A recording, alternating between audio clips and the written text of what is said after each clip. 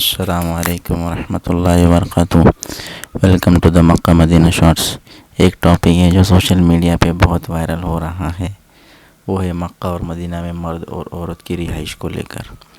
کیا حاجی اور حاجن مکہ مدینہ میں الگ الگ روم میں رہیں گے؟ اس لیے ہمیں حج 2025 کی گائیڈ لائن کو اچھی طرح پڑھنا ہوگا۔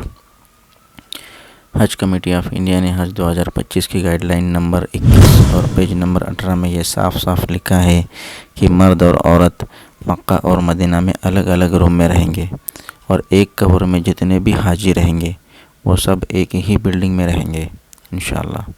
اور گائیڈ لائن میں یہ بھی لکھا ہے کہ مرد حضرات کو عورتوں کے روم میں جانا الاؤڈ نہیں ہے، اسی طرح عورتوں کو بھی مرد حضرات کے روم میں جانا الاؤڈ نہیں ہے۔ حج 2024 میں بھی اسی بات کو لے کر ڈسکشن چل رہا تھا، لیکن اس وقت اس کو عمل میں لانے کے لیے بہت سارے چیلنجز تھے۔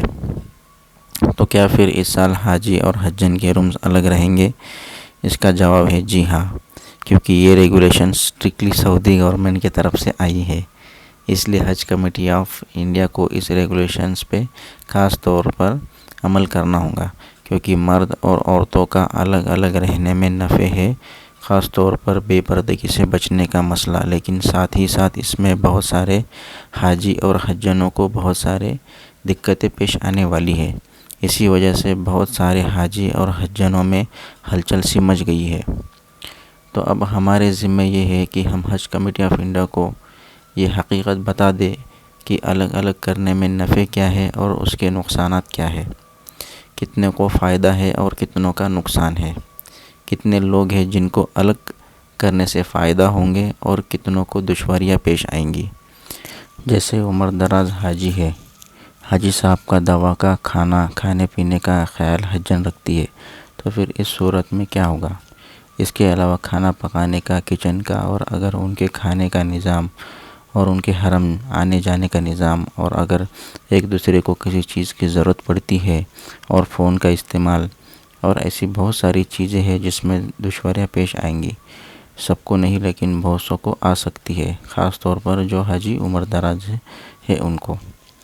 سننے میں آیا ہے کہ یہ سیم ریگولیشنز پاکستان کے حاجی بھی فالو کر رہے ہیں، لیکن ان کا ایک پلس پوائنٹ یہ ہے کہ ان کے کھانے پینے کا نظام کمیٹی کرتی ہے، اور یہی ایک اہم پوائنٹ ہے جو ان کا حل ہو جاتا ہے۔ ہندوستان میں تو کھانے کا نظام قابو میں نہیں آئے گا، کیونکہ یہاں الگ الگ قسم کے الگ الگ کھان پان کھانے والے لوگ ہیں۔ تو اب ہماری یہ ذمہ داری ہے کہ الگ الگ روم کرنے میں کیا نفع ہے اور کیا پریشانیاں ہوں گی، یہ سب ہم حج کمیٹی کو بتائیں، یا پھر ہمارے جو خادم صاحب ہیں جو حاجیوں کی خدمت کرتے ہیں ان کو بتائیں، شاید وہ اس بات کو حج کمیٹی آف انڈیا تک پہنچائے۔ اسی طرح حج کمیٹی آف انڈیا نے گائیڈ لائن نمبر 21 کے سیم پیج پر یہ بھی مینشن کیا ہے کہ 12 حاجیوں میں ایک باتھ روم ہوگا اور 30 حاجیوں میں ایک کچن ہوگا۔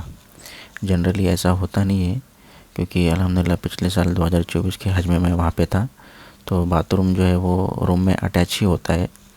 اور رہا سوال کچن کا، تو کچن بھی زیادہ تر 8 سے 10 لوگوں میں ایک کچن رہتا ہے، اور یہ سب چیزیں جو ہے یہ بلڈنگ وائز ڈیپینڈ کرتی ہے، مطلب بلڈنگ کا سٹرکچر کیسا ہے اس پر یہ چیزیں ڈیپینڈ کرتی ہے۔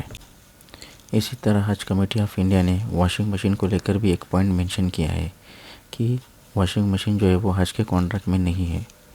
ہاں، لیکن اگر بلڈنگ کا اونر اگر واشنگ مشین دینا چاہے تو وہ دے سکتے، کیونکہ الحمدللہ پچھلے سال ہم کو واشنگ مشین کی فیسلٹی ملی تھی، جو کہ بلڈنگ کے اونر نے ارینج کیا تھا، نہ کہ حج کمیٹی کی طرف سے تھی وہ۔